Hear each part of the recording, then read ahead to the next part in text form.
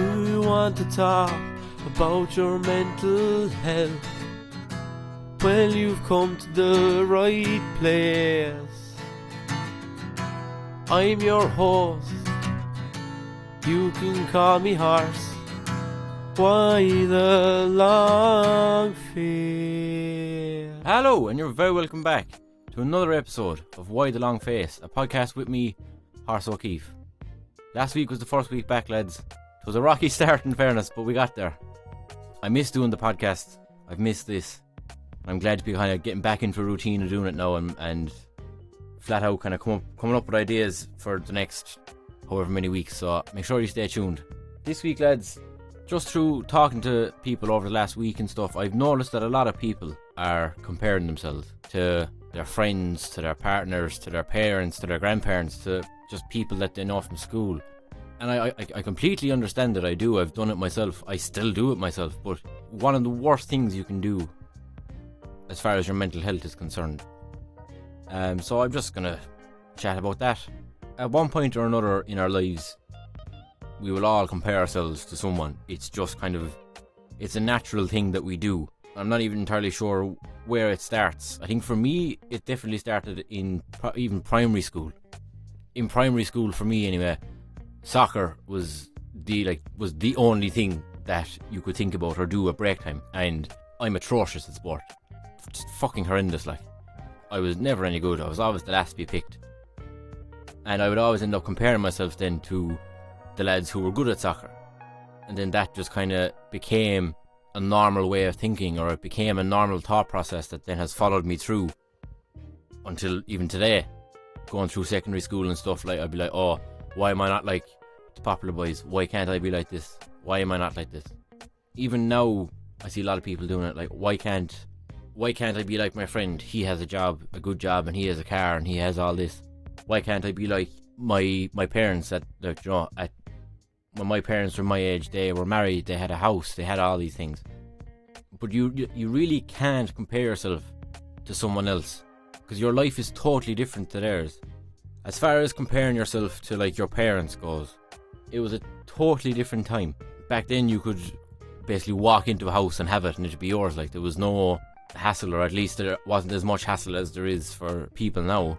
Comparing yourselves to someone who's of a totally, like, different generation it's madness when you think about it, because one, we can't understand what it was like for them back then, and two, they can't understand what it's like for us now. It's two completely different things. Like, you wouldn't compare, like, literally it's chalk and cheese. Like, there's no point. As for comparing yourselves to people who are the same age as you, I understand that it's very, very hard to only see what you don't have, and to have that defeatist attitude of, oh, well, my friend has a car, my friend has his own house, my friend has a boyfriend or a girlfriend, whatever it is. You're only looking at it from one point of view. Look at it from the other side. There's probably things you have that your friend doesn't have. Just because you don't have things that someone else has, it doesn't mean that you're any less of a person, or you're not, like, you're worth less than they are. Like, that's not how it works. And again, it's like everything I say, I understand that all of these things are very easy to say, and it's not as easy to put them into practice.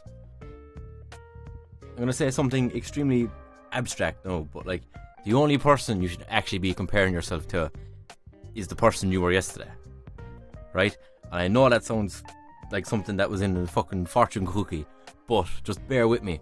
You shouldn't be striving to be as good or better than someone that you know, or someone that you don't know, like a randomer on the internet, like an influencer or someone who does a podcast. Think about everything that you did yesterday. What can you then do today that was better than what you did yesterday? I know, obviously, days are different, but, like, again, going back to what I said last week, it's about doing something for yourself. Like, try and do something small, change something. Like, instead of snoozing the alarm twice, snooze it once. That is then an improvement from what you did yesterday. You know, that's where comparing yourself doesn't necessarily have to be a bad thing if you're putting it into practice in the right way. Comparing yourself to the right person. Now, I don't want people to get mixed up either between, like, admiring someone and comparing yourselves to them. Admiring someone is perfectly fine. I think comparison kind of comes in when it's you're almost bitter about the fact that they have it and you don't. Bitterness is just not a good thing. It's not a good thing for your brain. It's not a good thing for your body if you're holding on to shit like that all the time. It's not going to make you feel good. You know, you can wish that you have stuff or wish that you had the stuff that other people have until the cows come home, but it doesn't mean that you're necessarily ever going to have it unless you start making those small changes for yourself, building up to bigger changes. Then eventually you might get that car, you might get that job, get girlfriend, boyfriend, partner, whatever it is. Look, at the end of the day, if you're comparing yourself to someone, it's not good for you, and it's also not good for your relationship with that person, because it's eventually just going to end up leading to resentment and anger, and then you won't even fully realise why you're angry towards that person, because realistically that person has done nothing towards you, only have stuff that they have also probably worked for. So keep it in the back of your heads the next time you're like, oh, for God's sake, that person has a lovely car now, I've got no car. Don't necessarily think about that person, just think about what it's actually doing to you, what sort of environment that's creating in your own headspace. So now, lads, we're going to have the movie of the week, which is now accompanied by its very own theme song. I watched the film this week, I ain't gonna talk about it. Movie of the week. My movie of the week this week is a movie called The Upside. It stars Bryan Cranston and Kevin Hart. Bryan Cranston is a millionaire who had an accident and is now confined to a wheelchair, and Kevin Hart is a guy who's kind of very down in his luck and is trying to find a job and just stumbles upon this job. It's actually based on a true story of a millionaire from Belgium who had an accident in the 80s. Then that story was adapted into a French film, and then the French film was adapted into an American film. So I watched the American version. Bryan Cranston is just brilliant in anything he does. Kevin Hart, for once, isn't just doing the funny routine. He actually does the serious parts very well. The reason I chose it specifically for the podcast is it does mental health very well.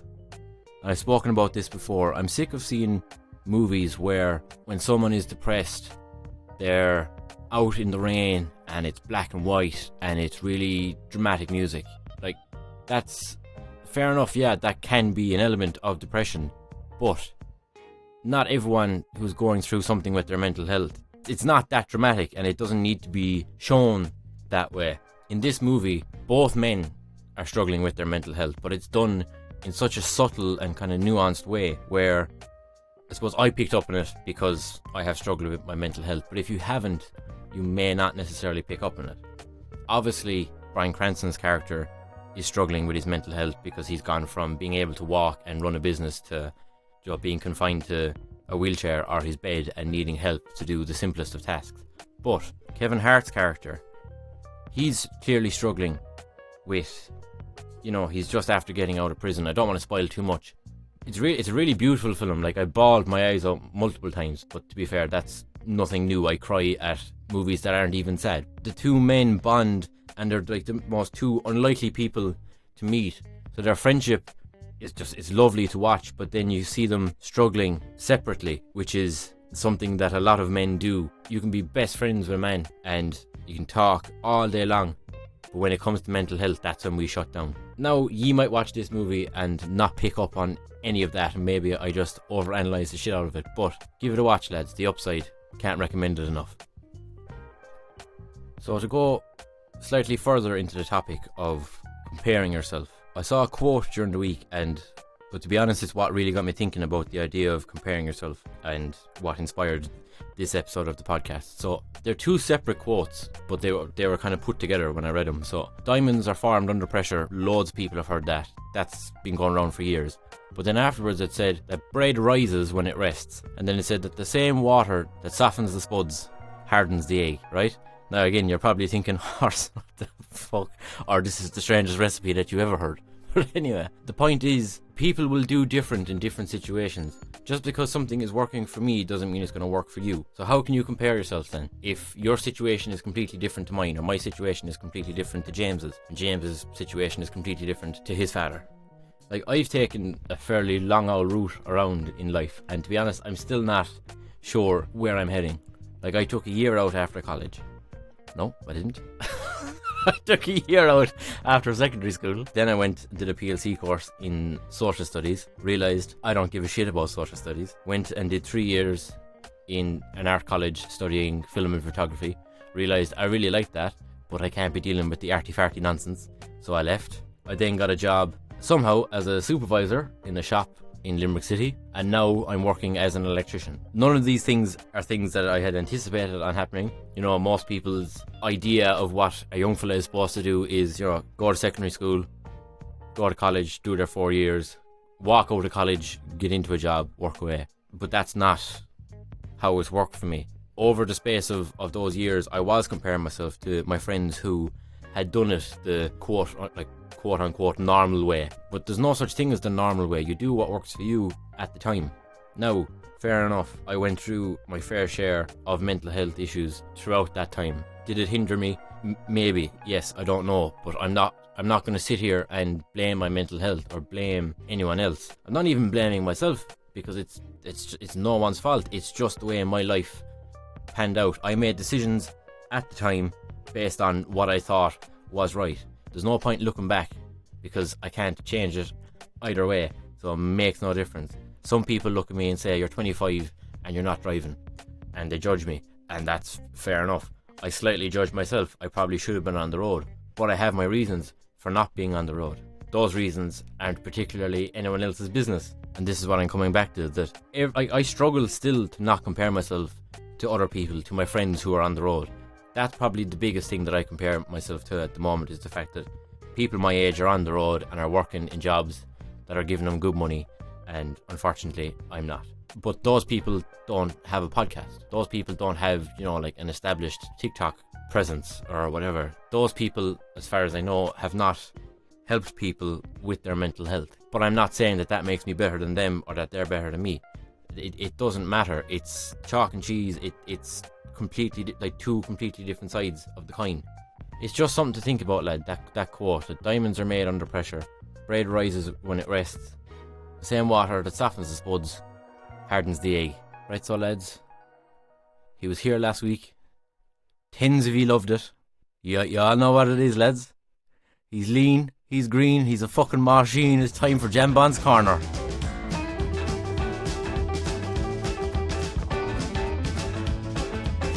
Thanks a million, on. It's lovely to be back here once again for Jambon's Corner. This week might take a bit of thinking. What is your all-time favourite movie, TV show and song that contain the name of a place in their title? The only thing that's actually coming into my head is Sweet Home Alabama, but I'm not even particularly fond of that song. Like, it's one of those things now that people listening are probably screaming names of movies and TV shows and songs, and I can't think of any. Or the other issue is, anything that I can think of, I wouldn't say that they're my favourite movies by any stretch of the imagination. Like Texas Chainsaw Massacre. It's a grand film, but it's not great, like. Right, I have it. Favourite movie with a place name in the title. 3 Billboards Outside Ebbing, Missouri. It's a great film. It's by Martin McDonagh, who I was actually speaking about last week in relation to The Banshees of Inisherin, which is his new film. But he's just a master of like dark comedy.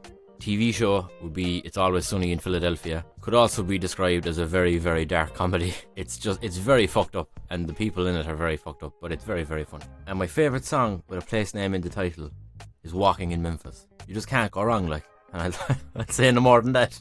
Thank you very much, James, for that very, very difficult question. I'm not saying I regret asking you to come onto the podcast, but you could at least give me some bit of an easier question. From there, lads, there's only one more place we can go, and that's straight from the horse's mouth. Do you have a question or a topic you want to talk about? Here's your chance, it's straight from the horse's mouth. So this one comes in from Sean. Well, Horse, good to have you back. One thing I wanted to ask you for the listener correspondence for the next pod. I've been going through my own bit of depression and anxiety, and I'm slowly coming out the other side. I'm not 100% there by no means just yet, but I'm in a better place. I'm at the stage where I want to get out and meet people again, and possibly end up in a relationship. But I'm scared that I might go backwards with my mental health and end up hurting someone that I don't mean to. How do I navigate this? Right, okay. So, firstly, thank you, Sean, for being the first ever correspondence to the podcast. Secondly, fair play to you for, like you said, getting to a point where you feel like you're coming out the other side of it. I know you said that you're not 100% there, but baby steps. I'll say it till the cows come home, like that. It's all about the baby steps, taking the small steps every day to then get yourself to that better place. I know it's not the main point of your correspondence, but don't be focusing on getting to 100%. Just focus on getting to a point where you're consistently content. As for what you said about kind of getting ready to meet people and possibly end up in a relationship, but you're worried about going backwards with your mental health and then hurting someone, it's a totally valid point. I'm actually planning on doing a podcast on love and relationships in a few weeks, but I have been there myself. I have been in relationships where my mental health has been a factor in why we broke up. I've been in relationships where my partner's mental health was a factor in why we broke up. Unfortunately, it happens. It's human nature, and relationships can be, even in general, the concept of a relationship is quite a strange thing because you're basically giving all of yourself to another person. But that's where you have to be careful and make sure that you're not losing yourself in that. Make sure before you decide to try to get into a relationship that you're 100% sure of who you are and what you want. I know other people might tell you different, and obviously I'm only one man, this is only one man's opinion, but I would try and be relatively upfront about your mental health. No, I'm not saying if you go for dinner and it's your first conversation that you say, hello, my name is Sean, I'm 20 whatever and I suffer from depression. That's obviously not it, but maybe after you've met up a few times, again, it's a very hard thing to bring up in conversation, and probably the one thing I don't have advice on is how to bring it up, but just try and mention it, just so that the other person is aware of where you're at. And also, I think if you've gone through your own mental health stuff, you'll be very aware of the other person's mental health. So make it known that if they have mental health issues, be it depression or anxiety or anything else, that won't be an issue for you. If that is the case, you have to make sure that you're strong enough to be able to listen to someone else's problems, not necessarily take them on, but just be there to listen. Again, I'm going to talk about all this in a few weeks' time, but there's no reason why you can't be in a relationship if you do struggle with your mental health. You just have to be open and honest. If you're having a bad day, tell the other person. Fair enough, you might end up at a point where you're in love with the person and you spend a lot of time with them, but people aren't mind readers. They might know that there's something up, but if you're not open and honest, they're not going to be able to fill in all the blanks themselves. I know I've kind of rambled on a fair bit there, but the main point of what I'm trying to say is make sure you're 100% sure of who you are and where you're at with your mental health before you get into a relationship. Make sure you know what it is that you want from a relationship, because the last thing you want to do, or anyone wants to do, is get into a relationship and lose themselves in that relationship or put too much of themselves into the relationship, because then if something goes wrong, your mental health is going to take a massive dip again, and that's the last thing that anyone wants. But like I said, Sean, you said it yourself, you're not 100%, but you're on the road to getting better. That's all that anyone can ask for. Stay the course. I'm sure you'll figure it all out. So I've pretty much said all I can say. This week wasn't any easier than last week was. I'm still struggling to manage to actually just speak. I think I'm going to add in bloopers now every week because there's a lot, and to be honest, they're just comedy gold. Plus, the podcast can end up getting quite heavy, so I think it's good to kind of end on a lighter note. So here you go. These are all the bloopers just from this week. To Mars.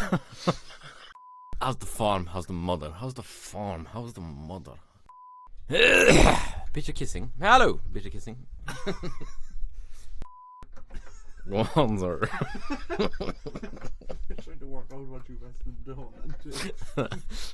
You don't want to know. Is it a lead? Is it your hand? Does it lead to something? Alright. Here you go, sir.